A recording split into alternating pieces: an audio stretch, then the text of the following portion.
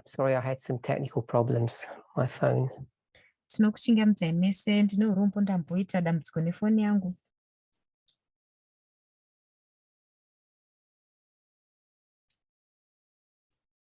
Let's open with a word of prayer. Ngatifurei nemunamato.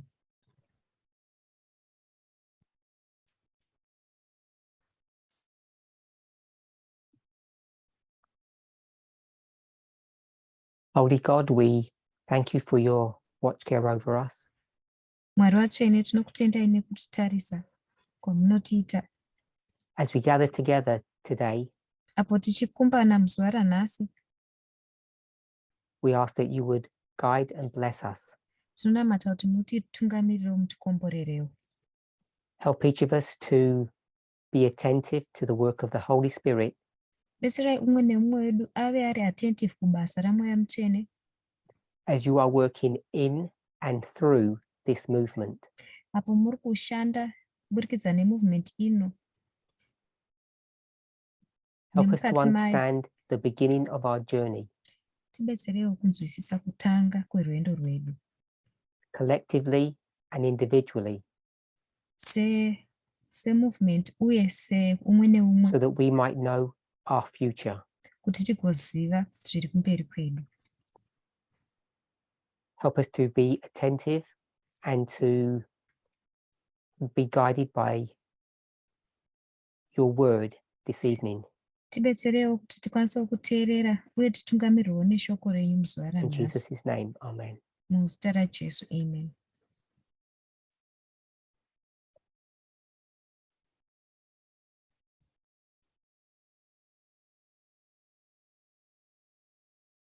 Welcome everybody to this weekend camp meeting.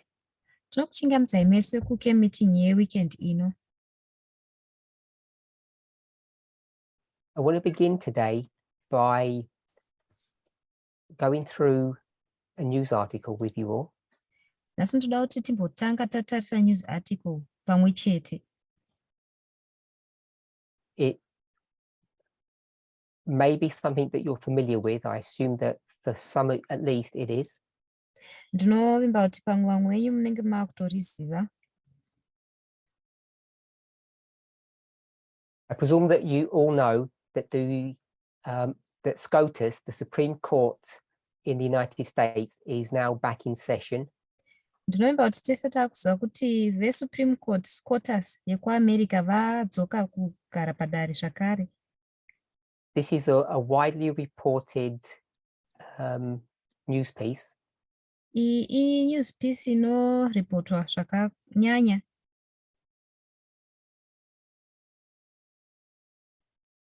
And I believe that they're going to hear oral arguments on the 7th of December.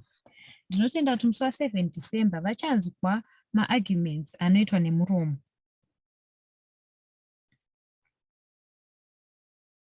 Which is in about 5 weeks. Pasara mavhiki anokwanisa kuita 5. Now, this is not the only important matter that they're considering this session. Haisiriyo yega meta iri yakakosha yavari kutarisa session ino. But it's one of the most significant. Asi ndo imwe yemamwe I know for many yakakosha of you, zvikuru. your focus has been on the overturning of Roe vs. Wade. Ndosati vakawanda takanyanyotarisa pakupidigurwa kwakaita Roe vs. Wade. I think many, including myself, Ndofunga kuti vakawanda kusanganisira ini, would argue that this new case is even more significant. nogona kuargiwa kuti case iyi iri significant. Someone is sharing their screen and they shouldn't be. Okay. So the case that's come before the Supreme Court is called Moore vs. Harper. Saka nyaya yauya pamberi pedare reSupreme Court inonzi Moore vs. Harper. And as I said, there are many news articles on this. Sezvandataura pane mapepanhau akawanda akataura nezvenyaya iyi.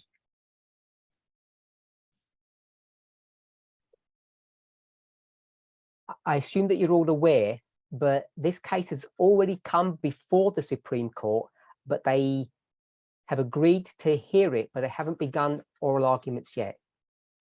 Ndomba kuti tese tinoziva kuti nyaya iyi yakatomboya pamberi pedare iri. Vakabvumirana kuti vachainzwa, asi havasati vatanga kuigarira pasi zvavo. So this has been in the news for many months. Izvi zvanga zviri munews kwemwedzi yakawanda. It's dealing with the state of North Carolina. Iri kudhila nestate yekuNorth Carolina.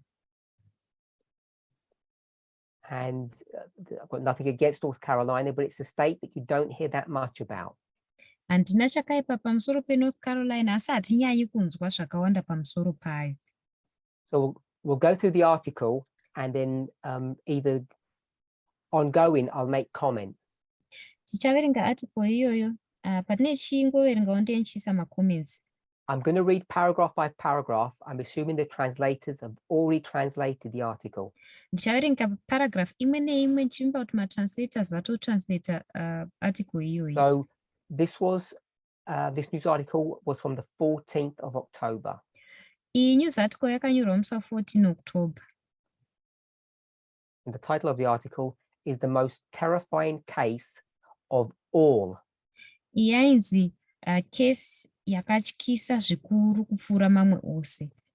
If the court upholds the rogue independent state legislature theory, it would put the United States squarely on the path to authoritarianism.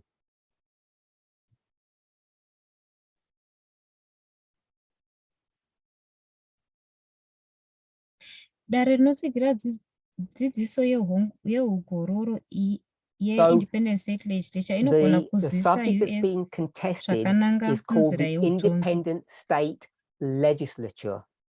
Saka subject iri kutaurwa nezvayo inonzi the independent state legislature. So you know it's to do with the state rights.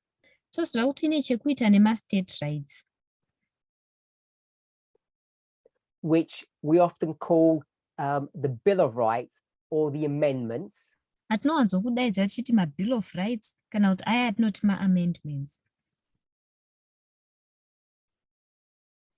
You'll recall from previous studies that I've done, Mukarangarira kune zvidzidzo zvatakamboita kare, the Constitution is a federal document. bumbiro remutemo The i-document drafters of the Federal. Constitution were not happy with the document as it stood. vakanyora constitution iyi havana kunyanya kufara nayo payakanga yanyorwa. I'll phrase it my way. It was an unbalanced document. Ndichizvitaura nenzira yangu, yakanga iri document isina kunyatsokubhalansa. Unbalanced because it was in favor of the federation. Yaisina kubhalansa nekuti yaisapota iyo federation. So they wrote the Bill of Rights, which is the first 10 amendments. Saka vakanyora iya yainzi Bill of Rights, anova ma-amendments 10 okutanga. And it was published along with the Constitution at the same time. Zvakabva zvabudiswa pamwe chete nebumbiro remutemo panguva imwe cheteyo. And the purpose of the amendments is to balance federal rights with state rights.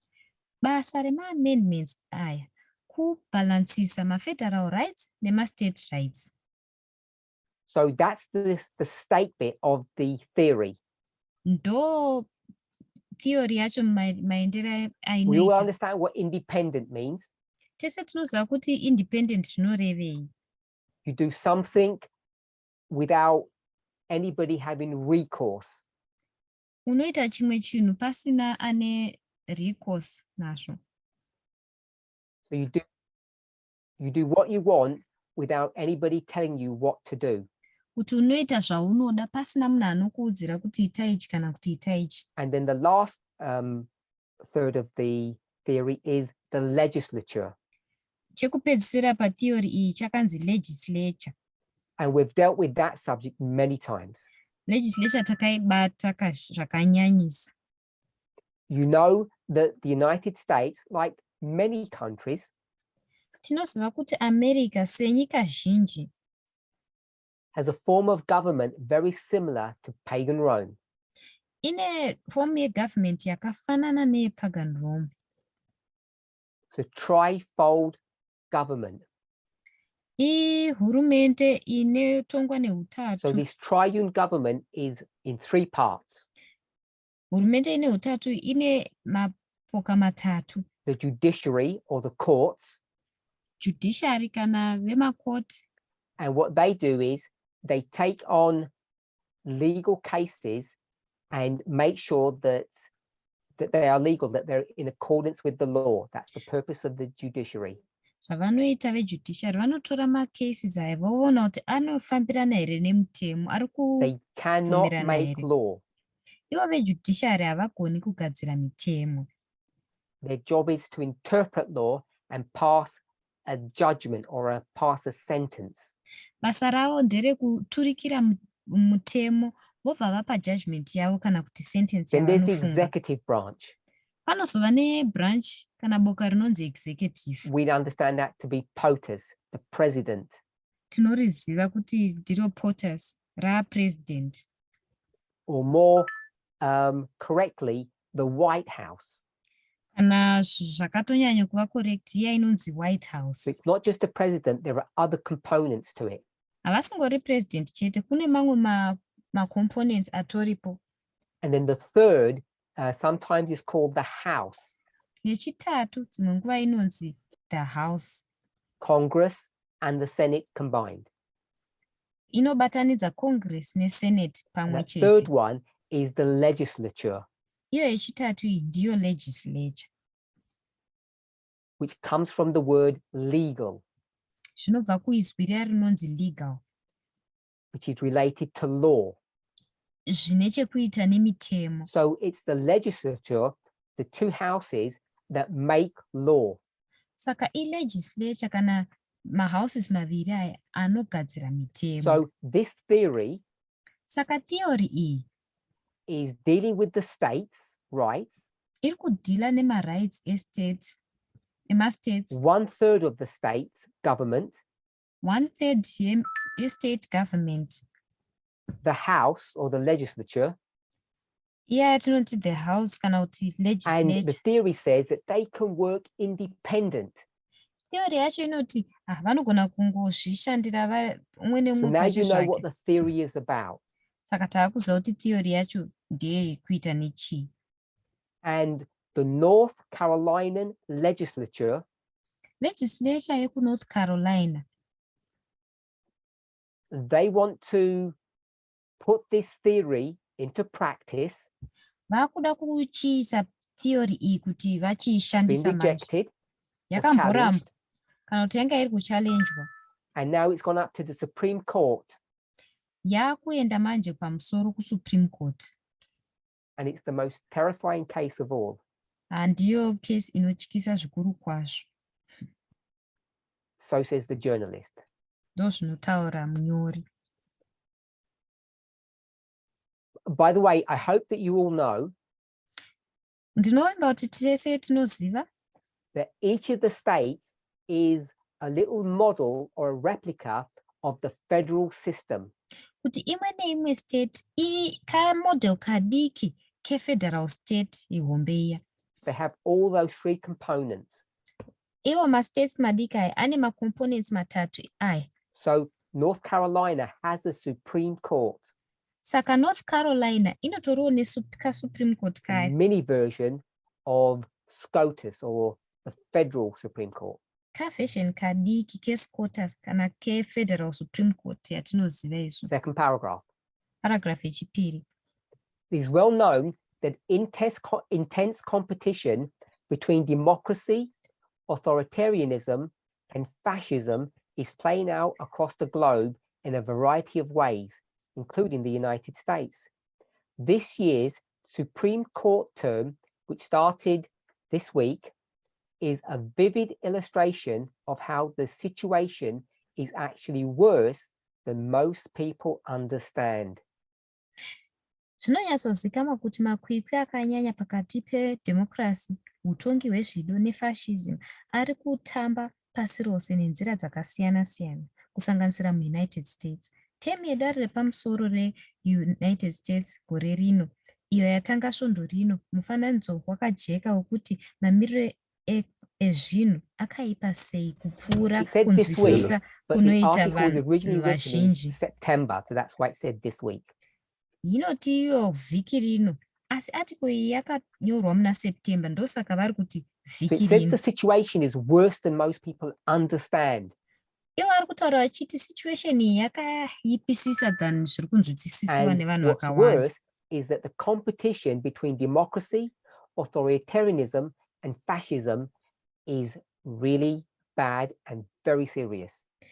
Competition iri pakati pedemocracy, authoritarianism nefascism yakaipisisa zvikuru. The reason it's worse than most people think is because most Americans and most people in the West generally mhaka ichityisa kudai ndeyekuti vanhu vazhinji muAmerica uye vanhu vazhinji vekuWest they live under the idea that democracy cannot be overturned. Vazhinji vavo vanorarama vachifunga kuti democracy haingambogoni kupidigurwa. But each of us in this movement knows better. Asi umwe neumwe movement muno tinozivawo zviri nani. A supermajority of 6 unelected, ultra-conservative justices, 3 of whom were put on the bench by a president who did not win the popular vote, have aggressively grabbed yet another batch of cases that will allow them to move American law to the extreme right and threaten US democracy in the process. The leading example of this disturbing shift is a little-known case called Moore v. Harper, which could lock in right-wing control of the United States for generations. Ukuru hweutatu vasina kusarudzwa, vatongi vepamusoro-soro, vatatu avo vakaiswa pabhenji nemutungamiriri wenyika asina kuhwina nevhoti nemukurumbira, vakabata zvine ukasha imwe bhechi yematare ichavabvumira kuendesa mutemo weAmerica kurudyi uye nekutyisidzira US democracy mukuita. Muenzaniso unotungamirira wekuchinja kunoshungurudza uku inyaya isingazivikanwe inonzi Moore v. Harper, inogona kuvhara mukutonga kwekodzero dzeUnited States kwezvizvarwa. I just want to make an observation. Ndoda kungoitawo ongororo yandakaitawo. This article is from an international newspaper. It's not an American newspaper. Article iyi iri kubva kune newspaper reinternational, harizi rekuAmerica pachizvaro. I chose this one instead of an American one, not because it's better. Ndakasarudza iri pamusoro perekuAmerica, kwete nekuti riri nani. It's just that sometimes an international perspective of a domestic issue can be simpler to understand and sometimes more revealing. Kungoti dzimwe nguva perspective iri international yechinhu chiri domestic inogona kunzwisisika zviri nani uye inogona kutoratidza zviri pachena zvimwe zvinhu zvine zvakavanzika. Iyi icase yakapetwa zvikuru, iri complicated. So I chose to give an international perspective of it because they simplify the issue. Saka ndakachuza kuita international perspective yayo nekuti vanoisimplify nyaya yacho. Reading again, the heart of the Moore case is a formerly fringe legal notion called the independent state legislature theory, ISL. This theory posits that an obscure provision in the US Constitution allowing state legislatures to set time, place, and manner rules for federal elections should not be subject to judicial oversight. In other words, state legislatures should have the absolute power to determine how federal elections are run without court interference. Mwoyo wenyaya yaMoore ifungwa yaimbova yemutemo inonzi Independent State Legislature, ISL theory. Dzidziso iyi inoti mitemo usina kujeka mubumbiro reUS unovhumira unovhumira paramende dzematunhu dzakasiyana mitemo yenguva, nzvimbo uye maitiro yesarudzo dzemubatanidzwa haifaniri kutariswa nematare. Namamwe mashoko, makurukota ehurumende anofanira kuva nesimba rakakwana rekuona kuti sarudzo dzemubatanidzwa dzinoitwa sei pasina kupindira kwematare. So, it's dealing with some words in the Constitution. Saka iri kubata mamwe mazwi arimo muConstitution. And it's dealing with how a federal US election is carried out or handled. Uye iri kushanda nekuti federal US election inohandlwa sei. So it's dealing with the time, the place, and the manner for those elections. Iri kudhila nenguva, nenzvimbo, nemaitirwo ema-election iwayo. These are elections in the state for federal office. Ndo ma-elections emukati mestate efederal office.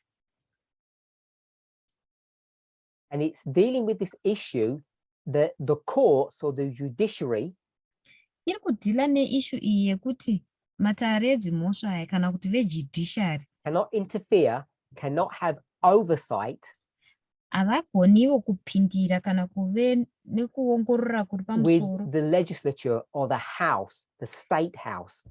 Ne-legislature kana house, state house. So that means the legislature has absolute power how a federal election is going to be run in the state. Zvoreva izvo kuti legislature branch yayo yaane masimba ose mukuona kuti federal election icharanwa sei mustate.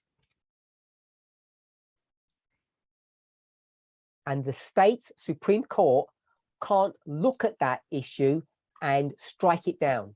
MaSupreme Court ekumastates havagoni kutarisa nyaya idzodzo idzo vachidziongorora vobva vadzistrika down kana kudziwisira pasi. That is the theory. Ndo theory yacho iyoyo. Which is now being tested in court. Yava kutanga kutesta mumatare edzimhosva. It was rejected by the state court. Yakarambwa necourt yestate. And now it's gone to the federal Supreme Court. Saka yakakwidzwa kumusoro kuenda kufederal Supreme Court. Quoting. Tichiverenga. Think about this theory in the context of the last US election. After Joseph Biden defeated Donald Trump resoundingly in both the popular vote and the electoral college, Trump tried to organize a mass intimidation campaign to steal the election, which played out in the storming of the Capitol building on January the 6th.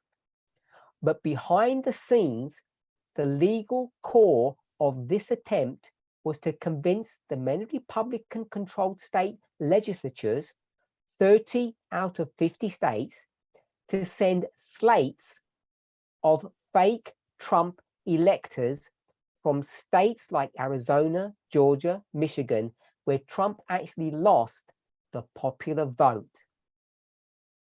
Funga nezvedzidziso iyi mumamiriro esarudzo dzekupedzisira dzeUSA mushure mekunge Joe Biden akunda Donald Trump zvine mutsindo mumavhoti ese ane mukurumbira uye mukoleji yevhoti yesarudzo. Trump akaedza kuronga urongwa hwekutyisidzira vanhu hwekubira sarudzo dzakaitwa mumhirishonga yechivakwa cheCapitol musi wa6 Ndira. Asi kuseri kwezviono musimboti wemutemo wekuedza uku kwaive kutendeudzira matare eparamende akawanda anodzorwa neRepublican 30 kubva It uses the pamutatu word mukamwe. slates to send slates of fake Trump electors. I'm not sure how that translates. Kutumira magwaro evesarudzo vemanyepo. Trump kubva kumatunhu But akaita what the word seArizona, means, Georgia, it Michigan. means the people who have been recorded or agreed upon that are going to go to Congress and they're going to give their vote. Kwanzi kune vanhu vanenge vataurwa vanogona kuenda vanoenda kuCongress vopa mavhotsi avo. And they're called fake electors Vanonzi ma-electors vari fake because what they were proposing to do nekuti zvavaiproposa ivo kuti zviitwe was not send the original electors that were voted upon, hakuzi kuendesa ma-electors vakavhoterwa zviri original vaya, but to fire them and replace them with new people who are pro-Trump. asi kuvadzinga mabasa vovareplesa nevanhu vatsva vanenge vachisapota Trump. Now, of course, it didn't work. Hazvina hazvo kushanda. I want to make a comment here. Ndoda kuisa comment panapa. In my last presentation, Presentation yangu yekupedzisira, which I think was September 10th, yandofunga kuti yakanga iri musi wa10 September. I commented on the fact. Ndakakomenta pane imwe fact. Is the problem with me or with someone else? Okay, so the last time I presented, which was on September the 10th. Ndakapresenta musi wa10 September. And I made the statement that we are not at the Sunday law. Ndakataura statement ndichiti hatisati tasvika paSunday law. There are people in the movement who think we're at the Sunday law. Pane vari mumovement vari kutofunga kuti tatowo paSunday law. There are voices, not just in one place, Kune mazwi kwete munzvimbo imwe chete that are suggesting that a local domestic issue in their own country vari kusuggesta kuti madomestic issues ari local munyika dzavo a trigger or the marker for the Sunday law that we speak about in end time prophecy. ndo achavesa moto weSunday law yatinotaura patinotaura maprophecies e-end time. This is the same mistake that was made 4 years ago. Ndiyo mistake huru yakaitwa makore 4 apfuura. When people were competing for the position of the messenger of the midnight cry, if I can put it that way. Apo vanhu vaiita makwikwi vachirwisidzana kuita position yemessenger we-midnight cry. This is both a national and an international issue. Iyi issue iri national uye iri international. All eyes should be focused on the United States. Maziso ese anofanira kunge akatarisa America. Where it leads, everyone follows. Kwese inotungamira vanhu vese vanotevera. So we're not at the Sunday law. Hatisati tapa Sunday law. I also spoke about the end of democracy. Ndakataura zvakare nekupera kwedemocracy. And we should know Tinofana kuziva that the issue of January the 6th, kuti nyaya yaJanuary 6, the issue of Trump nyaya yaTrump and him losing the election, nekuluza kwaakaita election, this case that's come before the Supreme Court, iyi case yauya pamberi peSupreme Court, Moore versus Harper, yaMoore versus Harper, is all about winning the executive branch. ine chekuita chete nekuhwina branch reexecutive. It's not about winning the House or the legislature. Haisi yekuhwina house kana kuti legislature. People quoted the spirit of prophecy. Vanhu vakakota mweya wechiprofita. They took leading teachers from the movement and misunderstood their words. Vakatora maleaders vanodzidzisa movement ino vakasanzwisisa zvavaidzidzisa. Believing that the executive branch is irrelevant in the context of the Sunday law. Vachifunga kuti executive branch haisisiri relative mucontext yeSunday law. That is simply incorrect.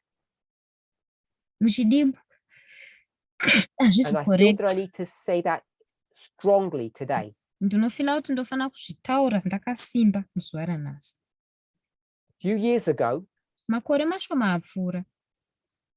2015, 7 years ago, 2015, makore 7 apfuura.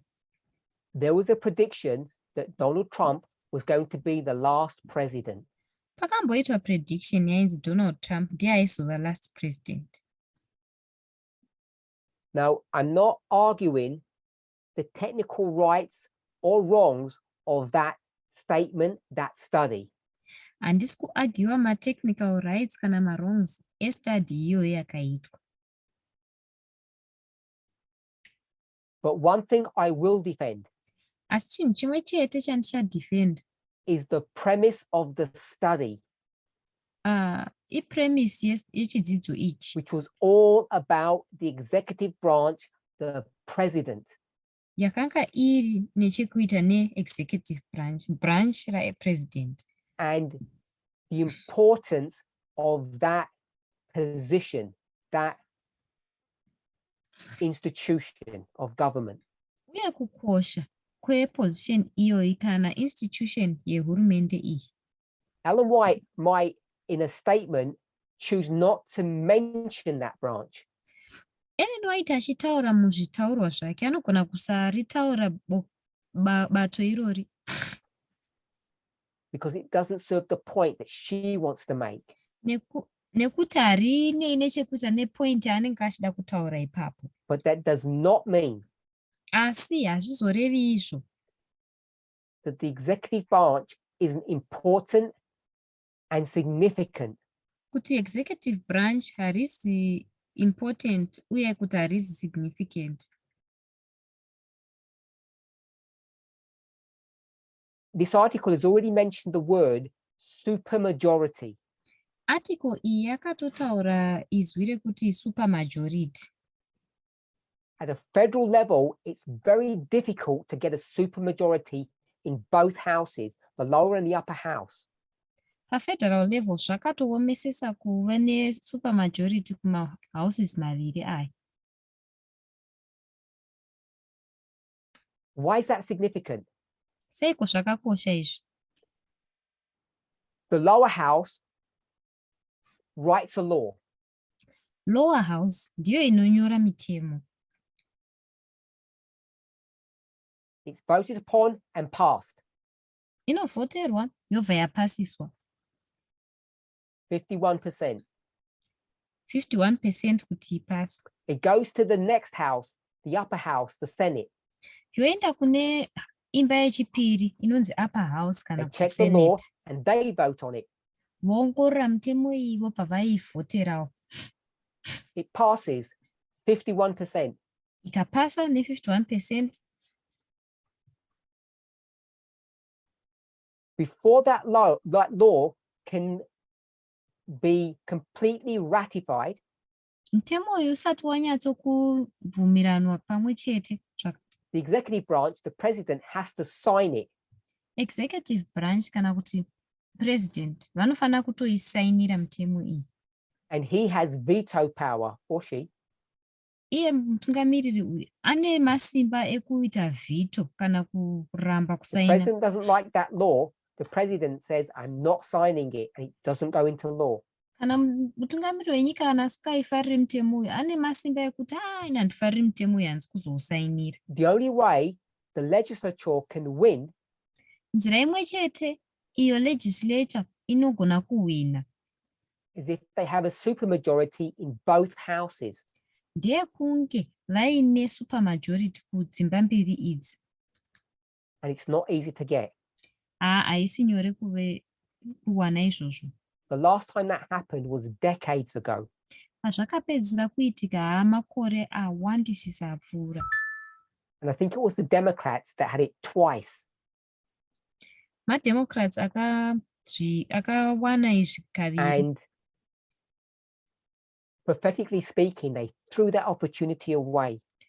Tichitaurawo takatasana nechiprofita havakatambisa mukana iwoyo. Prophetically speaking, they threw that opportunity away. They didn't take advantage of it. Havana kutora advantage yemukana uyu tichitarisa pachiprofita. The subject of the executive branch and its connection to the Sunday law is a prophetic subject. Nyaya yeexecutive branch takabatanidza nechiprofita.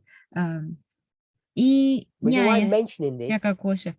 Nyaya ndichitaura nepamusoro peizvi is because I had a number of questions and queries from members arguing that it wasn't significant.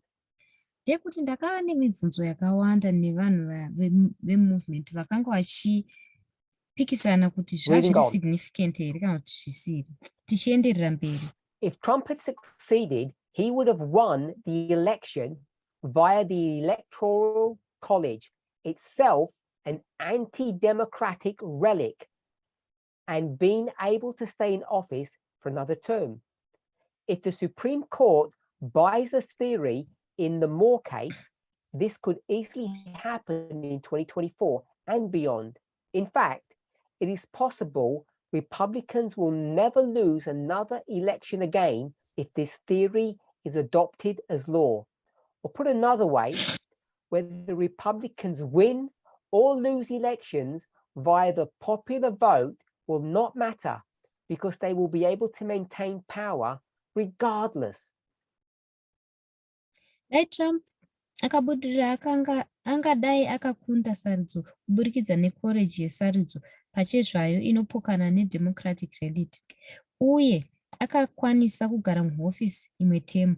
Kana dare repamusoro rikatenga dzidzo iyi munyaya yaMoore, izvi zvinogona kuita nyore muna 2024 uye mberi. Muchokwadi zvinogoneka maRepublicans haazomborasikirwi neimwe sarudzo zvakare kana dzidziso iyi ikangogamuchirwa semutemo, kana kuisa imwe nzira kuti maRepublicans ahwina here kana kukundwa sarudzo kuburikidza nevhoti ine mukurumbira. Hazvinei nekuti vanozokwanisa kuchengetedza masimba zvisinei.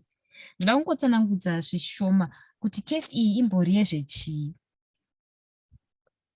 The United States, like almost all countries that I can think of, United States senyika dzose dzandinogona kufunga nezvadzo, is broken down into states or districts. Inotsemurwa nepakati kuita mastates kana And it madistrict. goes down and down into local areas. Zvichizodzika kubva mumaprovince zvichizoenda mumamunicipality, malocal areas zvichingodaro. Now, in a proper functioning democracy, Mudemocracy inoshanda zvakanaka, the way those boundaries are defined or agreed upon kubvumirana kunoitwa maboundaries aya has to be done in a very careful and balanced manner. kunofana kuitikwa nenzira iri careful uye yakabhalansa zvakanaka. And that's where this issue comes up. Ndo panobuda manje nyaya iyi. I don't know if you're all aware, but I assume that you are. Handizivi kana tese tichiziva, asi ndinoasvima kuti tinoziva. But there has been a fundamental ongoing change in the United States over the last few decades. Kwemakore makumi apfuura mashoma kwakuine mafundamental changes anga ari kuitika If you zvizhinji think of muAmerica. cities and rural areas, ukafunga pamusoro pemaguta nemamisha. Rural is mean in the countryside. Rural zvinzi kumamisha. What has happened is that the cities have become populated with people of color. Zvaitika ndezvekuti maguta azadzwa nevanhu veganda rakasiyana siyana. While the rural areas or the countryside has remained white. Apo kumamisha kwasara kuine vachena. So there's this divide between people who are white and people of color, between the rural areas and the city areas. Pane mupatsanuro pakati pekumamisha nekumaguta, pakati pevanhu veganda rakasiyana siyana nepakati pevanhu vachena. The way that the district lines have been calculated or created, has great effort has been made to make sure that it's done in a balanced way. Kare pavaimbopatsanura madistrict hai vaimeka sure kuti zviri kuitwawo nenzira yakabhalansawo zviri nani. But what Republicans are trying to do asi zvaakuzama kuitwa nevemaRepublicans is redraw those lines kuchitara patsva malaini iwaya between rural areas and city areas. Pakati pekumamisha nekumaguta. And if they can do that, vakakwanisa kuita izvi, what they can do is they can manipulate the way elections, the outcome of elections are. Zvavanogona kuzoita ndezvekuti vanogona kuchimanipulata ma-outcome yema-elections. Because what they can do then is get a smaller white population to get more votes than more elected officials, I should say, than the numbers would indicate. Vanogona kutora ma-smaller white population voita kuti aite kunge manhamba avo akawanda kupfuura zvaanenge ari chaizvo chaizvo. For the purpose of this study, all you need to know is that the boundary lines are being changed. Muchidzidzo chedu chanhasi chatiri kungofanira kuziva ndechekuti ma-boundary line aya aakuchinjwa to favor the Republicans. Kuti vafevhere ma-Republicans. That's what this case is about. Ndo zvine chekuita nenyaya iyi. Reading on. Tichiramba chiverenga. That's not democracy. And it would put the United States squarely in the same category as authoritarian countries with illiberal leaders like Hungary, Poland, Turkey, and Russia. Each of the leaders of those countries ostensibly won elections that were structurally rigged to virtually guarantee they could not lose.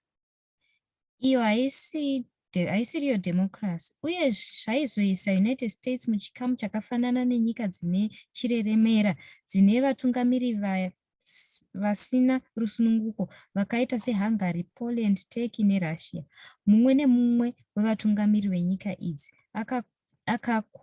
akakunda musaridzo dzainge dzakabirirwa kuvimbisa kuti havangakundwi. It is disturbing that the Supreme Court used its increasingly diminished credibility with the public to take on a case that has no real purpose other than what I am describing in this column. In the United States, our highest court only rules on approximately 70 cases a year out of the 7,000 petitions for review that are presented. That's 1%. It is a relatively lazy court. In contrast, the Supreme Court of Brazil rules on approximately 100,000 cases a year. If the Supreme Court agreed to accept the Moore case for review, it almost certainly plans to endorse this rogue ISL theory that could blow up elections and democracy in the United States as we know it. Zvinoshungurudza kuti dare repamusoro rakashandisa kuvimbika kwaro kuri kuramba kuchidzikira neveruzhinji kutora nyaya isina chinangwa chaicho kunze kweyandiri kutsanangura muchikamu chino muunited states dare redu repamusoro rinotonga chete panyaya dzinenge 70 pagore pazvichemo zviuru zvinomwe zvekuongorora zvinopiwa. Iro dare rine usimbi kusiyana neizvi. Dare repamusoro reBrazil rinotonga nyaya dzinenge 100,000 pagore. Kana dare reUnited States rakabvuma kugamuchira nyaya yamo kuti iongororwe, inenge ichironga kutsigira dzidzo iyi yakaipa yeISL iyo inogona kuparadza sarudzo uye democracy muUnited States sezvatinoiziva. Is that the conservative judges want to take this case. Ndeyekuti maconservative judges vari kutoda kutora kesi iyoyi. And they want to take the case because they want to let the North Carolinian legislature win. Varoda kutora kesi iyi nekuti varoda kuti legislature yeku-North Carolina iwine. Reading on. Context is important. This situation did not just come out of nowhere, but really is the product of a multi-decade strategy by a coalition of corporations and right-wing religious fundamentalists dating back decades to take control of the United States government.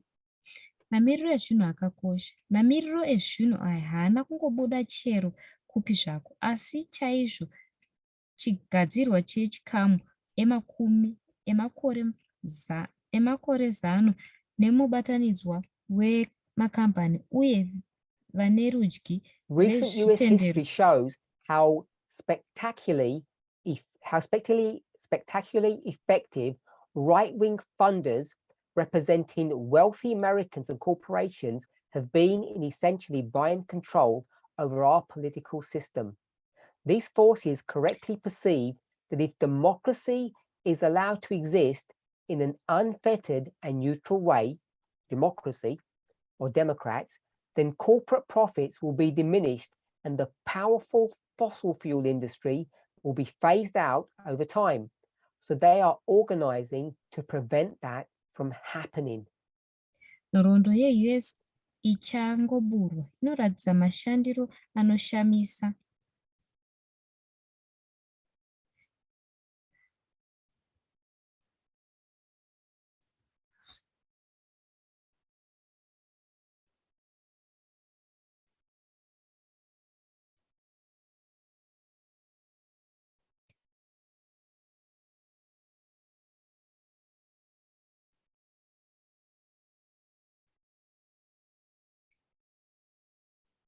manipulating the democratic process. Zvavari kuita vari kumanipulata process yedemocracy. So they can stay in power, so they can remain rich. Kuti varambe vari musimba, varambe vane upfumi. The fossil fuel industry doesn't want to die. Fossil fuel industry haidi kufa. The shift to electric vehicles, the change in people's sentiments about climate change, they don't like. Havadi kuti vanhu vachinje pfungwa dzavo nenyaya dzezve-climate change.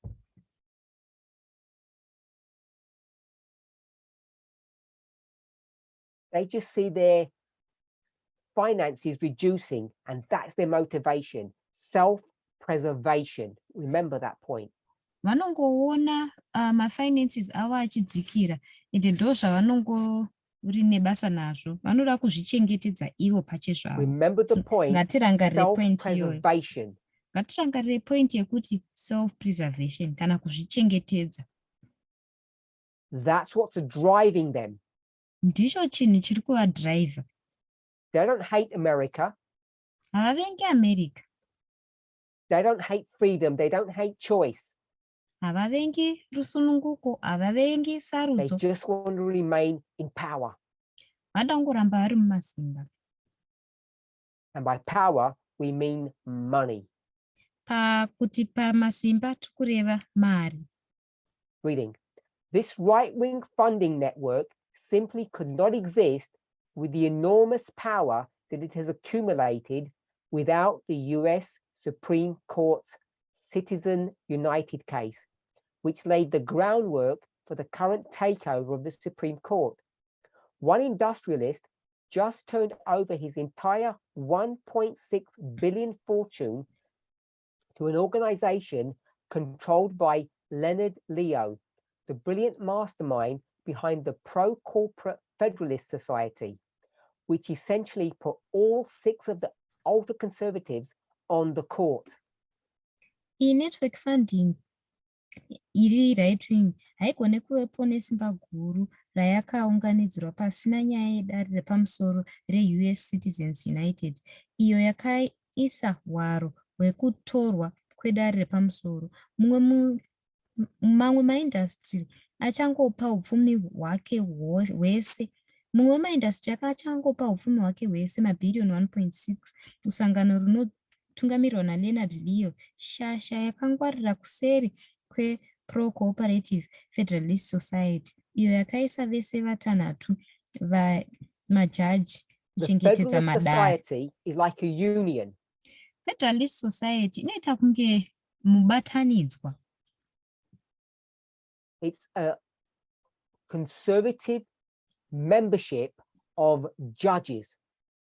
I-membership yema-judges vari conservative. And if you're a conservative leader, a politician, kana uri mutungamiri kana politician ari conservative, and it's time to elect a new judge, kana kwasvika nguva yekusarudza judge mutsva at whatever level, palevel ipi zvayo, how would you know who to choose? unoziva seiko wekusarudza? You'd go to the Federalist Society and ask their advice. Unoenda ku-Federalist Society wovabvunza advice yavo. And it's the Federalist Society that put forward the names of the 6 judges that are on the Supreme Court. Federalist Society ndiyo yakaunza mazita ema-judges 6 vari pa-Supreme Court muzuva ranhasi. And who helps fund the Federalist Society? Anobatsira kuvapa mari ve-Federalist Society ndiani? These wealthy American corporations. Ndo ma-corporations emu-America vane mari dzakawanda. So you can now see the loop from the money, the business money, to the Federalist Society, to the Supreme Court. Saka taakuona loop yemari ichibva ku-Federalist Society kuenda kumajaji kuenda kuvanhu vemabhizimusi. And it also spoke about a previous court case that we're not going to discuss. Yataurawo nezve-court case imwe yakamboitika yatisiri kuzotaura nezvayo. Reading on. Should the court endorse the ISL theory, Republican-controlled legislatures also will be able to gerrymander. Gerrymander is the boundary lines that we spoke about. Will gerrymander political districts to lock in permanent control of federal elections without judicial oversight. Gerrymandering is a fancy term to describe another method of voter suppression in the United States, setting district maps to guarantee that progressive or minority candidates simply cannot get elected except in pre-approved districts. It explains, for example, why in the state of North Carolina, Republicans control 8 of the 13 seats, that's over 50%, in the US House of Representatives, despite the Democratic Party winning well over 50% of the statewide votes in the last several elections. Kana dare rakatsigira dzidziso ye-ISL matare eParminder anokontrolwa neRepublican achishandisawo kuita kuti matunhu ezvematongerwo enyika avhare kutonga zvachose kwesarudzo dzemubatanidzwa pasina kutongwa kwematare. Gerrymandering ishoko remhando yepamusoro kutsanangura imwe nzira dzvanyirira vavhoti muunited states kuseta map dzedunhu kuratidza kuti vanokwikwidza kana vashoma havagoni kuvhotera kunze kwematunhu akatenderwa kare. Inotsanangura semuenzaniso kuti sei mudunhu renorth carolina marepublicans vachikontrola zvigaro zvisere 13 muus house representatives, kunyange bato redemocratic rakahwina zvinodarika 50% evhoti yenyika musarudzo dzakawanda dzapfuura.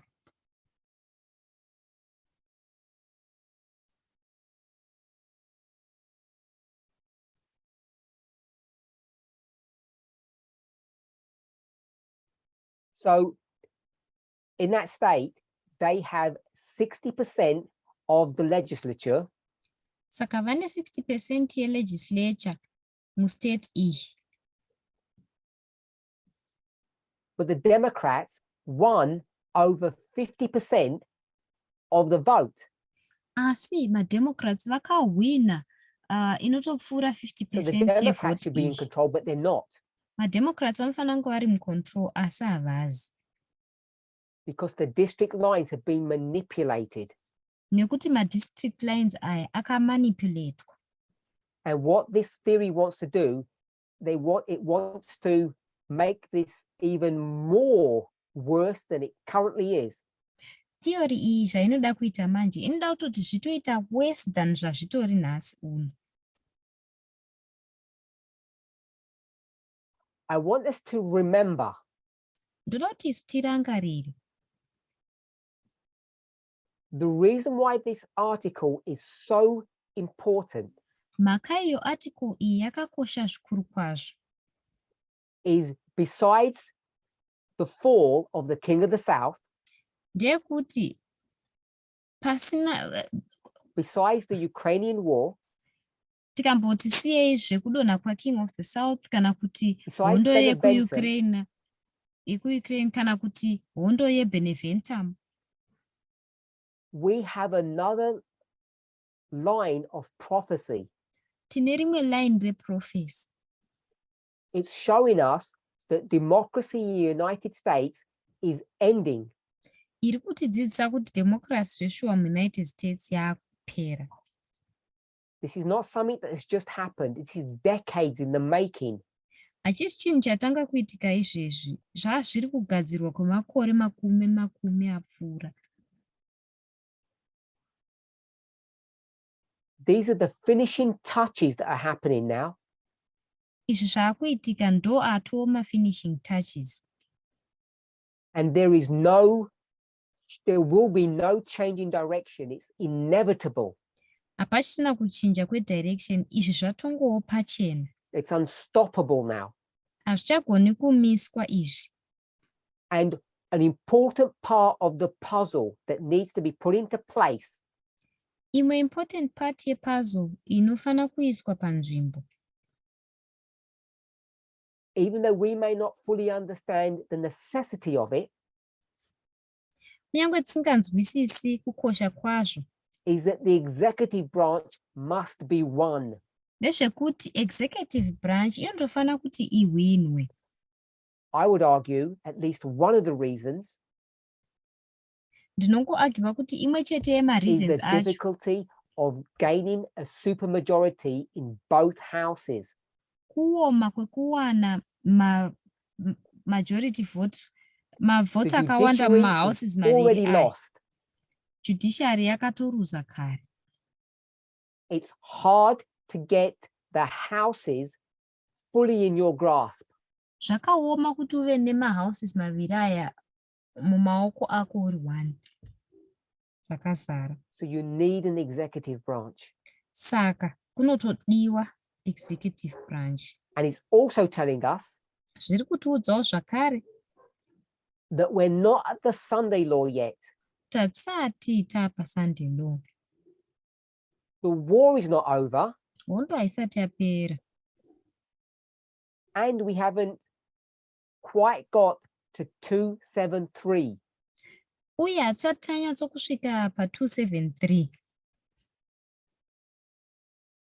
The alliance Alliance iya kana between mubatanidzwa world powers wemasimba epasi tenderere following the fall or the demise of the King of the South. vachitevera kudonha kuya kwaKing of the South, which we would call a new world order. yatinodaidza tichiti New World Order.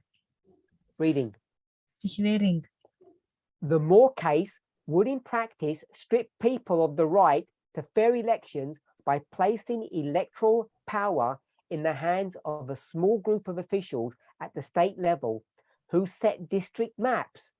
In a presidential election, these officials could determine what slate of electors gets put forth to the electoral college, regardless of the outcome of the state's popular vote. Mhosva yaMoore yaizotorera vanhu kodzero yesarudzo dzakachena nekuisa simba resarudzo mumaoko eboka diki revakuru padanho rehurumende vanotara mamepu ematunhu. Sarudzo dzemutungamiriri wenyika, vakuru ava vanokwanisa kuona kuti ndevapi mazita evavhoti achaiswa kukoreji inechekuita nesarudzo zvisinei In the gerrymandered map nezvakabuda at the musarudzo heart dzine of the mukurumbira Moore wenyika. case, Kugerrymandering pamwoyo weMoore case, there has been a map that's been redrawn. kune map yakadhirowewa patsva. It was challenged at the state court and rejected. Yakachallenjwa kustate court ikarambwa. They said it was illegal what they had done, the Republicans. MaRepublicans vakati zvanga zvaitwa zviri illegal. The Republicans said, we're following the Constitution. Aiwa, zvakanzi zvazvaitwa nemaRepublicans zviri illegal. But ivo maRepublicans vakati tiri kuteedzera Everyone who looked at this Constitution. case knows that they're not. Vanhu vese vakatarisa mutemo iyi vaiziva kuti maRepublicans havasi kuteedzera mutemo, bumbiro So they remutemo. take out their Trump card Asi vanotora Trump card ravo and say, we're going to go to the Supreme Court because they will give us what we want. voti isi tichangoenda Supreme Court nekuti vachatipa zvatiri kuda, Because they're on our side. nekuti vari kudivi redu. And that's what this case is about. Ndo zvine chekuita nenyaya iyi. Giving unfettered power to the state legislatures. Kupa masimba ose kune ma-state legislature. Unfettered means free. Unfettered zvinoreva kuti zviri And free. remember, 30 states are run by Republicans, 20 are Democratic. Ngatirangarire kuti ma-state anoranwa nema-Republicans, 20 In achiranwawo the gerrymandered nema-Democrats. map at the heart of the Moore case, an evenly divided popular vote in North Carolina would have awarded 10 of the state's 14 seats in the House of Representatives to Republicans. Mumepu yakaitwa gerrymander iri pamwoyo wenyaya yaMoore, vhoti yakakamurwa zvakaenzana muNorth Carolina ingadai yakapa 10 pazvigaro 14 zvehurumende muimba yevamiriri kumaRepublican.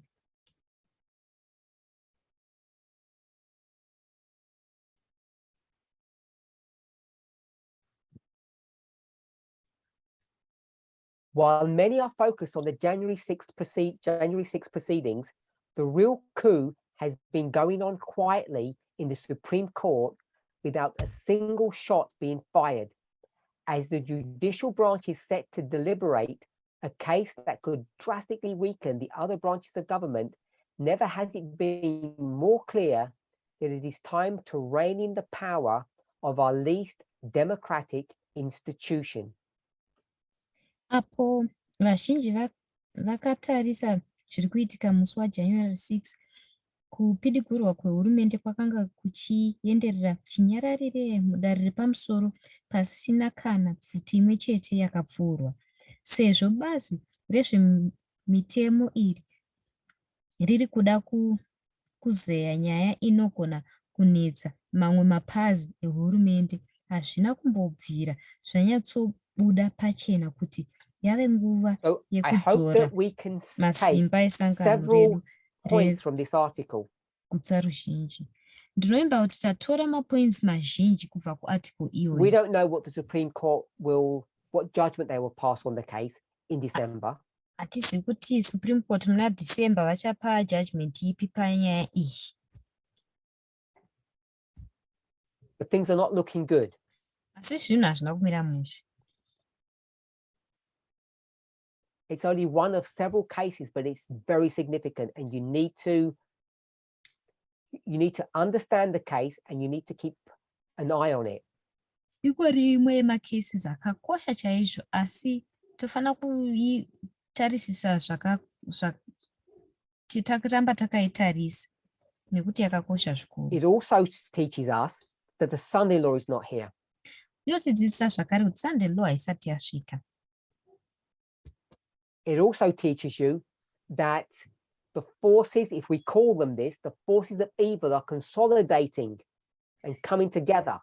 Inotidzidzisa zvakare kuti kana chimadaidza chiti maforces ezvakaipa akubatana akuuya pamwe chete. Not just to take the House at the federal level, it's also to take the presidency. Kwete kungotora House pafederal level, asi kutotora hutungamiriri hwenyika. The executive branch is an important part of end-time prophecy. Executive branch ibato rakakosha zvikuru panhau dze-end-time prophecy. So this article confirms what was discussed at the previous camp meeting in September. Saka article iyi inokonfirma zvatakataurirana kwemeeting yapfuura yemuna September iya. I'm sorry we spent all of this one presentation on this article. Ndinorombo tapedza presentation yese paarticle rimwe chete iri. But considering all the feedback that I received after the last presentation I did, asi tichitarisa mafeedback andakaona kubva presentation yandabva kuita iyi, it seemed to me that this article was a convenient vessel. Zvinoita kwandiri kuti article iyi yakanga iri vessel iri convenient. A convenient vessel to defend our position on the Sunday law. Vessel yanga iri convenient kudefenda position yedu pamaererano neSunday law. And how all of these players are coming together. Uye kuti maplayers esaya vari kuuya pamwe chete sei. At least one of the mechanisms or the tools that they're using to bring about their desired goal. At least imwe mechanism kana kuti tool yavari kushandisa kuunza pamwe chete donzvo ravo ravari kuda. This may seem complicated. Izvi zvinoita kunge zviri complicated. It may seem new to you. Zvinoita kunge zvitsva kwauri. But these things were put into place before many of you were even born. Asi zvinhu izvi zvakatonzwa pamwe chete vazhinji vedu tisati tatombozvarwa. The war began decades ago when we were asleep. Hondo yakatanga makore akawanda apfuura tichakarara. And we have to catch up with what's happening. Taakufana kuti tichimhanya tibatane nezviri kuitika. These things are so difficult to imagine. Zvinhu izvi zvakaoma kuti ugone kuzvifunga nezvazvo. The end of our way of life. Uye nemiraramiro yedu. That many of us are in denial. Vazhinji vedu vari mudenial, vari kuzviramba. We find it hard to imagine that things could get so bad. Unozviona zvakaoma kufunga kuti zvinhu zvinogona kutoomesesa zvakadai, but they will. asi zvichatooma. The final events will be rapid ones. Maevents ekupedzisira achange ari rapid. We have a few short years left. Tasara nemakore mashoma asara. In 2 weeks, the midterm elections will be here. Mumavhiki maviri, ma-midterm elections anenge asvika. And they will shape and control your future, whatever country you live in. Achashepa nekukontrola future yako iwe, ungava uchirarama munyika ipi zvayo. But they are just the stepping stones to the next US elections in 2 years' time. Asi angori matsiko kana madanho anotisvitsa ku-US election inotevera. Change is happening. Kuchinja kuri kutoitika. Whether it's in 2 years or 6 years. Whether it's 2 years kana kuti 6 years. And in closing, mukufarira, we know that we have a large membership in Brazil. Tinoziva kuti tine membership ikuru kuBrazil. And they are dealing with this very issue now. Vari kutodhila neissue iyi pari nhasi. Their federal elections are happening. Ma-federal elections avo ari kutoitika. And as we spoke about much earlier in the year, Patakataura nezvazvo kutanga kwegore, there are some elections that are private. Kana ma-elections ari private. And there are some elections that are prophetic. Poita mamwe ari prophetic. And those that are prophetic become a movement issue. Ari prophetic anobva ava a movement issue. The election in Brazil fits into that category. Election yekuBrazil inofita mukategori iyoyi. Members there should understand that and act appropriately. Ma-members veikoko vanofanira kuzvinzwisisa voacta zviri appropriate. As should the members in the United States in 2 weeks. Zvofanana neve-members vari kuAmerica mumavhiki maviri anotevera. Let's close with prayer. Ngatifarei nemunamato.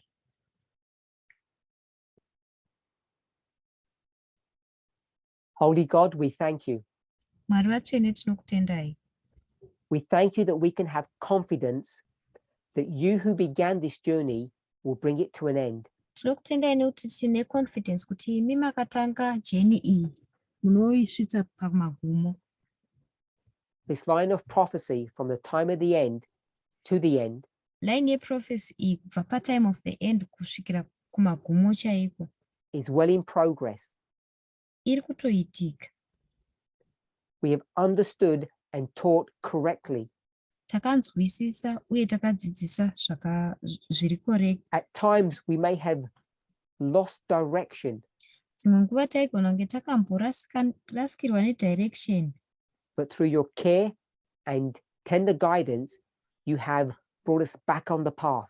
asi kuburikidza nekutungamirira kwenyu kuri tenda necare yenyu makatidzosa As we see events unfolding before our eyes, apa tichiona maevents achiitika pamberi pemaziso edu. on every continent of this planet, Kumakontinent ese pasi tenderere, particularly the old world and the new. nyanye old world nenew. May we have confidence Itaiwo tive neconfidence in our teachers, our leaders, muvadzidzisi vedu nevatungamiriri vedu those who are wise, vakangwara and your leading. nekutungamirira kwenyu. Help us to know Tidzidziseiwo tizive where we are in end time prophecy. patava mu-end time prophecy. In Jesus' name, amen. Muzita raJesu, amen.